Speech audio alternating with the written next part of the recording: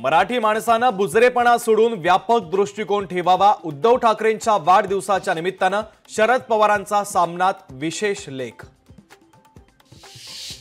उद्धव ठाकरेंच्या वाढदिवसाच्या निमित्तानं सांगलीमध्ये लावलेल्या बॅनरवर उद्धव ठाकरेंचा मुख्यमंत्री असा उल्लेख।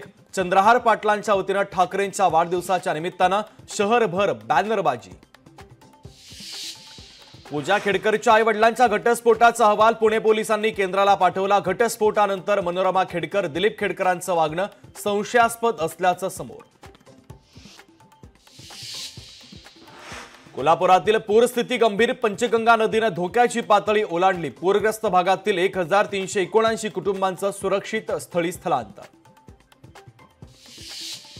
नीट यूजी परीक्षेचा सुधारित निकाल जाहीर। पैकीच्या पैकी गुण मिळवलेल्या विद्यार्थ्यांची संख्या 61 वरून थेट 17 पर्यंत खाली। अग्निपथ योजना लष्कराने हाती घेतलेल्या सुधारणांचं एक उत्तम उदाहरण। योजनेवरून विरोधक राजकारण करत असल्याची पंतप्रधान मोदींची विरोधकांवर टीका। भारताच्या ऑलिम्पिक मोहिमेला सुरुवात। पुरुष हॉकीमध्ये भारत न्यूझीलंड सोबत भिडणार, तर पदकांचा दुष्काळ संपवण्यासाठी नेमबाज सज्ज। भारतीय महिला क्रिकेट टीमची आशिया कप टी20 स्पर्धेच्या फायनलमध्ये धडक। सेमीफायनलमध्ये बांगलादेशवर 10 विकेटसह 8 ओव्हर्स राखत दणदणीत विजय।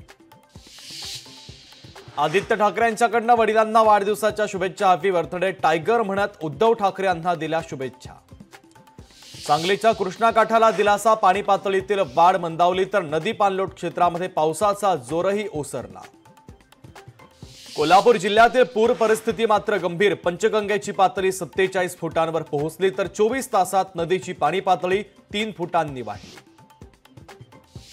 वर्ध्यामध्ये काँग्रेसच्या शेतकऱ्यांच्या कर्जमाफीवरून आंदोलन, तर जिल्हा काँग्रेस कमिटीच्या वतीनं धरणे आंदोलन। गांधींच्या पुतळ्याजवळ काँग्रेस कार्यकर्त्यांची जोरदार घोषणाबाजी। विदर्भात फवारणीच्या दरम्यान आतापर्यंत 48 शेतकऱ्यांना विषबाधा, तर अकोला जिल्ह्यात 9 शेतकऱ्यांना विषबाधा। शेतकऱ्यांना काळजी घेण्याचं कृषी तज्ज्ञांचं आवाहन। छत्रपती संभाजीनगरमध्ये मराठा आंदोलकांनी आरक्षणाच्या प्रश्नावर घेतली शरद पवारांची भेट। मराठा आंदोलक आणि पवार यांच्यामध्ये बंद दाराआड चर्चा। कमला हॅरिस यांना अधिकृतपणे उमेदवारी जाहीर। कमला हॅरिस अमेरिकेच्या अध्यक्षपदाची निवडणूक लढणार।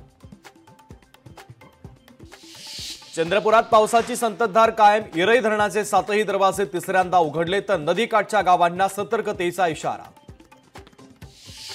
अमरावती परिसरामध्ये 27 एकर जागेवर कृषी मालावर प्रक्रिया करून साठवणूक करणारं केंद्र उभारलं जाणार। जेएनपीटी बंदर प्राधिकरणाचा मोठा निर्णय। उपग्रह प्रणालीच्या माध्यमातून शेती पिकांच्या नुकसानीची पाहणी करण्याचं शासनाचं केवळ आश्वासन। कृषी विभागाच्या दिरंगाईमुळे उपग्रह प्रणाली अद्यापही कार्यरत नाही। राज्यात वैद्यकीय महाविद्यालयांच्या सुरक्षा रक्षकांची भरती कंत्राटी पद्धतीने होणार। राज्य शासनाचा कंत्राटी सुरक्षा रक्षकांसंदर्भात महत्त्वाचा निर्णय।